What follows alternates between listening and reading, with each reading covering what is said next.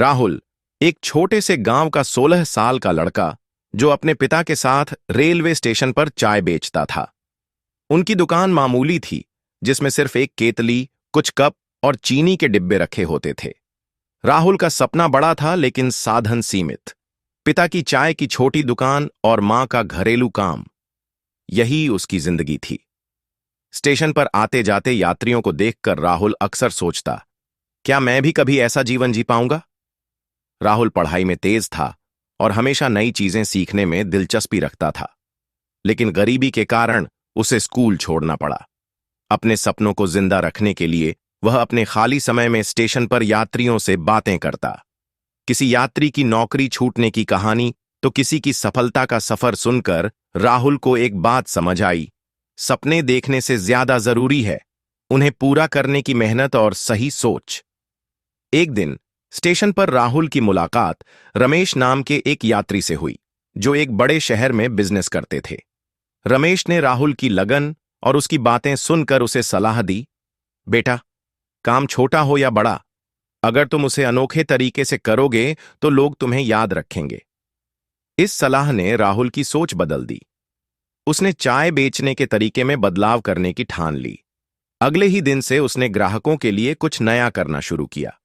वह चाय के साथ मुफ्त में अखबार के छोटे हिस्से देने लगा। राहुल यात्रियों से उनकी पसंद की चाय के बारे में पूछता और उनकी पसंद के अनुसार चाय बनाता। कुछ ही दिनों में राहुल की दुकान मशहूर हो गई। अब स्टेशन पर आने वाले लोग उसकी चाय और उसकी मुस्कान के लिए उसके पास रुकते। राहुल को महसूस हुआ कि सिर्फ चाय अच्छी बनाना ही काफी नहीं है, बल्कि ग्राहकों को कुछ ऐसा अनुभव देना जरूरी है जो उन्हें याद रहे। उसने चाय के कप पर मोटिवेशनल कोट्स और प्रेरणादायक बातें लिखनी शुरू कीं। हर सुबह एक नई उम्मीद लाती है। जैसे छोटे छोटे संदेश यात्रियों को बहुत पसंद आने लगे। कुछ समय बाद उसने अपनी बचत से एक छोटी सी मोबाइल चाय गाड़ी खरीदी। अब वह रेलवे स्टेशन के अलावा ऑफिस, बाजार और बड़े मॉल्स के पास भी चाय बेचने लगा। उसकी चाय और उसके अनोखे आइडिया की चर्चा हर जगह होने लगी। राहुल ने चाय के साथ स्नैक्स और सैंडविच भी जोड़ दिए। उसने अपने गाड़ी के नाम के बोर्ड पर लिखा, सपनों की चाय, हर घूंट में उम्मीद। इस नई शुरुआत से उसकी कमाई बढ़ने लगी। राहुल ने अपने काम से हुई कमाई को बचाकर एक छोटे से कैफे की शुरुआत की। उसने इसे अनोखा बनाने के लिए एक रीडिंग कॉर्नर रखा, जहां लोग चाय पीते हुए किताबें पढ़ सकते थे।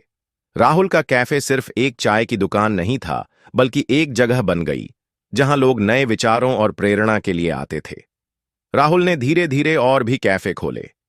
अपने गांव में एक स्कूल और लाइब्रेरी भी बनाई, ताकि कोई बच्चा गरीबी के कारण पढ़ाई से वंचित न रह जाए। कहानी का सबक, राहुल आज एक सफल बिजनेसमैन है, लेकिन उसने अपनी विनम्रता और संघर्षों को कभी नहीं भुलाया।